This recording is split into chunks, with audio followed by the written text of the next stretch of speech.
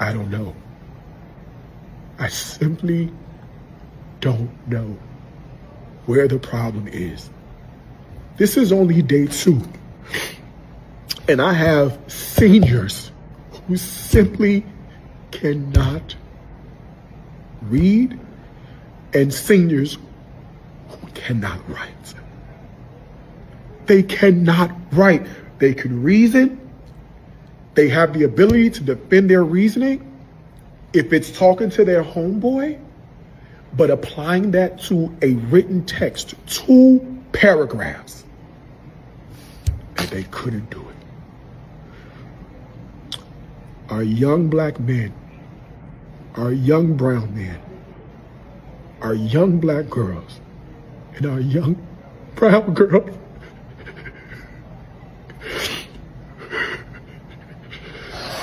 when a teacher come online to cry, to get this emotional, you know what? This is getting serious. How are y'all doing? Thank you. To all my return subscribers, and if you're new here, welcome. On this channel, we talk about everything trending, just like this one right here. So let's dive right into it. This is getting serious. For sure, I'm going to be rolling on y'all how people are reacting and what more he got to say. Some are saying maybe the teachers are not doing enough for the students.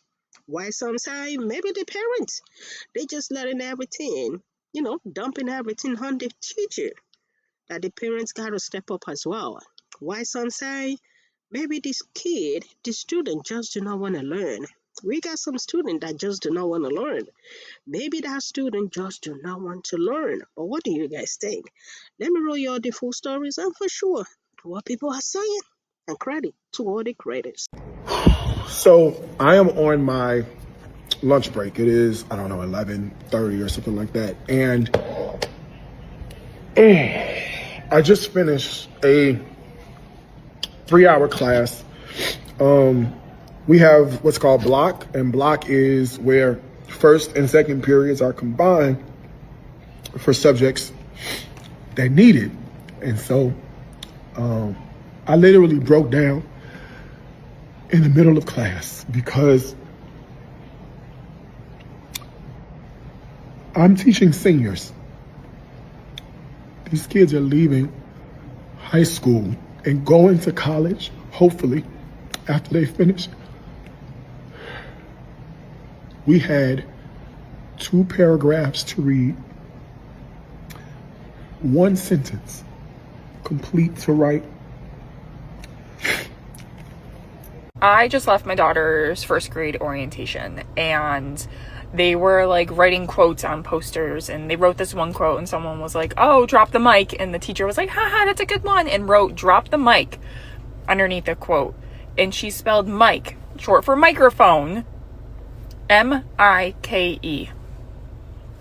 Should I homeschool my kids or not? Veteran teachers, step to the front. Have y'all seen this video? I have seniors who simply cannot read and seniors who cannot write. Isn't he a chef? Isn't he famous? You'll know him, right? Darius Cooks something. I don't know. But I guess now he's transitioned careers. He's a teacher down south. It's day 2 of school. He teaches high school. He has seniors. He's crying because they can't read or write. I feel bad. But this is not new, folks. This is not new. As a 26-year veteran, actually, my oldest is 30. So I've been teaching for 30 years. I've been in the classroom officially 26 years. Let me tell you how we got here. And No Child Left Behind is only part of it. You got to go back to 1993 and Bill Clinton and his education bill. Then you can fast forward to George Bush and the No Child Left Behind Act. And then you can fast forward to Barack Obama and Race to the Top. Everything that federal level, that nonsense, trickled down to the state and district level, because how many of you know district, admin, whoever is going to tell him, hey, yeah, those kids can't read and write, but pass them anyway? And they're going to graduate. They're going to walk across the stage with their diplomas. They're going to go to somebody's XYZ college without being able to read or write. They will be on somebody's campus, in somebody's classroom, in remedial math and reading because they can't read, write, add, or subtract. But those graduation rates, so that's part 1 and part 2. Part 3, parents. Yes, let's talk. Because there was a lady on here talking about how her kids got into Wake Forest and Vanderbilt, and y'all are trying to drag her all up and down the internet. Now that's white privilege. Da, da, da. No, it's not. It's sitting your child down, talking to your child, reading to your child, preparing your child for greatness, not just educationally, but to be an amazing human being. I went to public and private school. Even when my father was still living and breathing on this earth, my mother was the Department of Education in my house. Yeah, you go to school, you come home, you do your homework. You might get a little time outside with your raggedy friends when the street light comes on. Get back in this house. Make sure you have taken your bath. You get 1 hour of TV. Did you read today? And then you're going to bed. And then tomorrow, we're going to do it all over again. I grew up in the 70s and 80s. Kids hate reading and parents don't want to read to them. Parents don't want to educate at home. Every time I have a STAT meeting or an IEP meeting, the first thing I ask, before we start this meeting, do you value education? Because then I know which way this meeting is going to go. Because if you don't value education and you don't give a damn, you think I should? And then there's the issue of foundational grade levels being taught by inexperienced, novice, new teachers. Pre-K, K1 and 2 should have strong veteran teachers so we can teach these kids how to read. But as a veteran teacher, I've been screaming this from the rooftops, the mountaintops. I went on Dr. Phil and talked about this. I got interviewed by USA Today and talked about this. I went to Capitol Hill and talked about this. Yet here we are in the year of our Lord and Savior, 2026. This is by design. This is intentional. This is on purpose. Because why did I see my roster for the upcoming school year? School starts in 2 weeks. I'm looking for 3 names that I know I put on the retention list. They're not there. Them kids didn't raise a pencil. Them kids didn't raise their hand. You know what they raised? All unholy hell all year. And they're about to skip down the hallway and around the corner of the 5th grade and do the same. So if I tell you these kids need to be retained and I lay out the data that shows they need to be retained, I told the mama, the grandma, the cat, the rat, the dog, admin, everybody knows. These kids do not need to go to the next grade level, but you let them go to the next grade level anyway. You don't give a damn, why should I? For children to be successful, number 1, it takes the parent. Number 2, it takes the child themselves to buy into it. Number 3, you have to have a strong teacher in the classroom. And number 4, the district, the state, and the federal stakeholders have to give a damn about these kids. And they don't. The amount of money being made from this system being broken and our kids being illiterate and none of this working in education, it's all a joke. The amount of money being made, do you understand the amount of money being made right now? It's like the drug companies and the hospitals and the doctors all being in cahoots, because who gets paid if everybody's healthy and well? No one. Ask yourself, who benefits from our children not being able to read and not being successful? Yeah. If you have an answer or solution, go ahead and put it in the comments, because I sure as hell don't. Something to think about. Meanwhile, while y'all arguing in the comments, bashing each other, bashing me, because yeah, y'all been bashing me too. I need to show you something. And it's really important because our kids are suffering right now. And I'm under the weather today. I'm really sick. I mean, literally been throwing up, and I had no intention of getting on here and saying something. And maybe after you watch this video that I'm about to show you, you'll understand why I set my video format, that I changed it to text on screen, because I did it for a reason. But watch this clip and I'll be right back. I am on my lunch break. It is, I don't know, 11:30 or something like that. And I just finished a 3-hour class. We have what's called block, and block is where first and second periods are combined for subjects that need it. And so I literally broke down in the middle of class because I'm teaching seniors. These kids are leaving high school and going to college, hopefully, after they finish. We had 2 paragraphs to read, 1 sentence complete to write. I gave them the sentence stems. I basically completed the sentence for them in the mic. These are 17 and 18-year-old kids,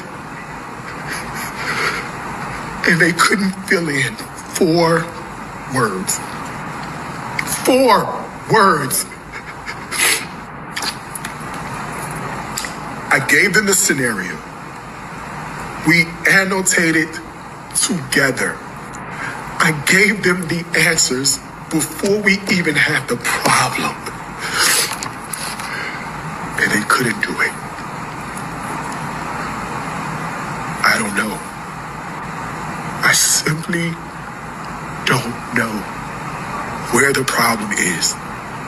This is only day 2. And I have seniors who simply cannot read and seniors who cannot write. They cannot write. They can reason. They have the ability to defend their reasoning if it's talking to their homeboy, but applying that to a written text, 2 paragraphs, they couldn't do it. Our young black men, our young brown men, our young black girls, and our young brown girls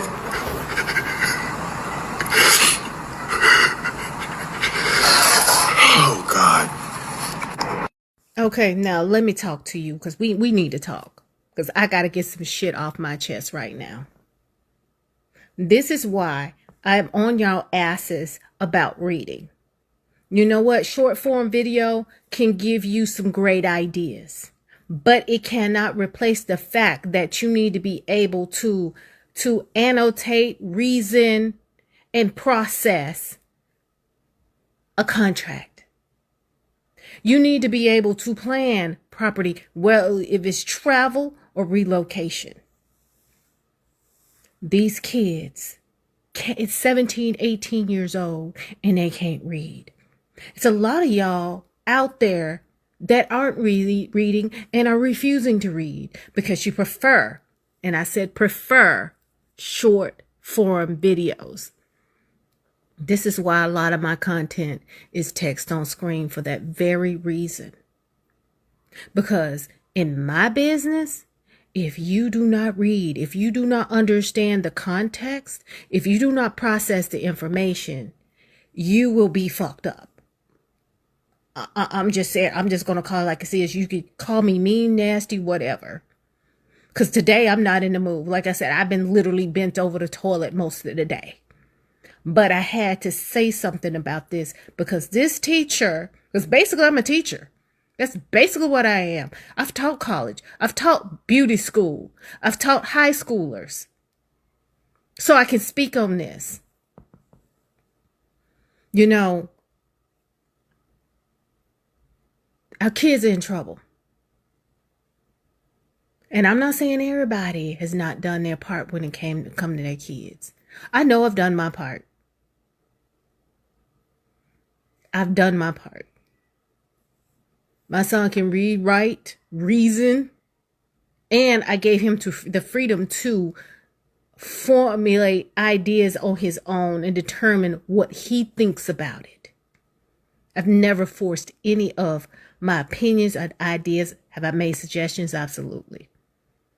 And left it up to him whether to take the suggestion or not. And he learned a valuable lesson when he lost his job, when he got laid off at Vans. Because when I told him, look, let them know that you want to be part of the team, he turned around and interpreted as, I told them, oh, I want more responsibility. I was like, that's not what that means. And then by the time he communicated it, it was too late.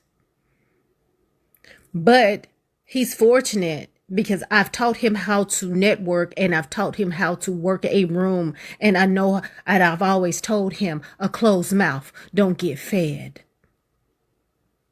Okay? Even in my industry, And I'm about to tear up because I got a lot going on in my life. Y'all see me functioning like everything is okay. And I'm telling you, I'm going through it too right now. Mental health wise, oh, I know all of us are going through it right now. That includes me too. So don't think because I'm functioning and I appear well, I'm doing okay. I got my own stuff going on. But getting back to this, you need to make sure if you have kids, they're reading, buy them books or something, take that phone away. Yeah, I think it's social media, combination of social media, being on the phone and video games. And that's my opinion. You can agree to disagree on that. But one thing I have to say of my son, he had the beauty of growing up with and without social media. But one thing I made sure he did was read. I made sure I was his advocate all throughout school. My son has a processing deficit. I learned differently too. And every time some shit popped off at that school, who was there? I was there. I was his advocate. It was one time where the history teacher failed all 7 classes. All 7. I'm like, hold up. That's a problem here. All 7 failed? Nah, dog, something's wrong with something you doing ain't getting through to them. And I went up in that classroom and I interrogated him like I was an attorney. Then I called for an IEP meeting. One thing I did not play is I did not play about my kid. He had been through enough trying to survive, damn near died on me, okay? But let me tell you something. As parents, it is your responsibility to make sure your child reads, writes. Don't be leaving it up to the teachers. They only have so much time with them. They spend the majority time at home, and it should be your responsibility. These kids didn't ask to be brought into this world. You decided to have a kid, so you need to uphold the responsibility of making sure your kid has what it needs. You know, I was on my own. I was raising kids at 9 years old. But let me tell you something. This is the reason why I do text on screen on my videos now, because grown folks don't read. One thing I'm not about to do is spoon feed you information. That's the reason why I created that private brief. And it's funny, not very many people downloaded that. I can count on one hand how many people downloaded that private brief. I have information in my hand because I read, because reading is fundamental. Okay? So, you know, y'all can call me unprofessional and all that stuff. Y'all could say whatever you want to say. But I'm going to get my point across today. Because our kids are hurting. And we need to stop being in these comments, putting each other down and putting the creator down like me. Because it made you feel some kind of way. We need to start paying attention to our kids. One thing I can say, when I came here to California from Atlanta, and I used to get compliments on my kid, because what I've experienced out here, and I'm not saying all, a lot of these kids that I'm around in my complex right now, they ain't got no, they don't say yes or no, sir. Excuse me, pardon me. No manners. I could be walking on my nightly walk and I'm like, excuse me, pardon me. That starts at home. I've had one man come out of the 7-Eleven, say, is that your son in there? And I'm like, yeah, what'd he do? Oh no, y'all must not be from here. And I'm like, no. He said, yes, sir, thank you. Excuse me, pardon me. I said, yeah, we from the South. I don't play that. This world is not the same when we grew up. And I'm Gen X. And we were on our own. And I know I'm on my soapbox right now.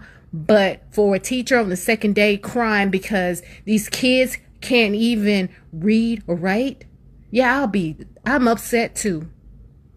Because one thing I'm not about to do is deal with some of y'all booking appointments with me and you don't get the context of what I do. And I'm not about to explain it to you, and I'm not about to spoon feed it. That's the reason why the videos got text on screen. And if you're interested in relocating, investing in a property or whatever, I suggest you need to read. Download that free brief, keyword free, and read the 27 pages so you can better understand what I do, because I am not about to spoon feed you the information. Like I said, reading is fundamental, and everything, all the tools are located in the bio. And that's the post. I was having a conversation today and I was asked, why do I think the children today are so illiterate? My first thought was, wow, that's such a harsh way to put it. But looking back, I'm like, okay, well, that might be the only way we need to put it. You know, there's no secret that America is facing a literacy crisis right now. I've read many articles and I've also seen many videos from other educators, K-12 educators, to be exact, explaining how a lot of these kids are not able to read at a proficient level. And we know that that's an issue today.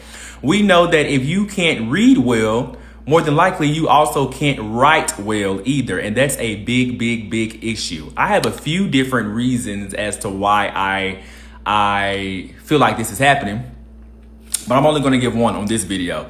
And let me say this, I know this issue goes far beyond K-12, but I'm only going to give my perspective as an elementary teacher who's been teaching for almost 4 years.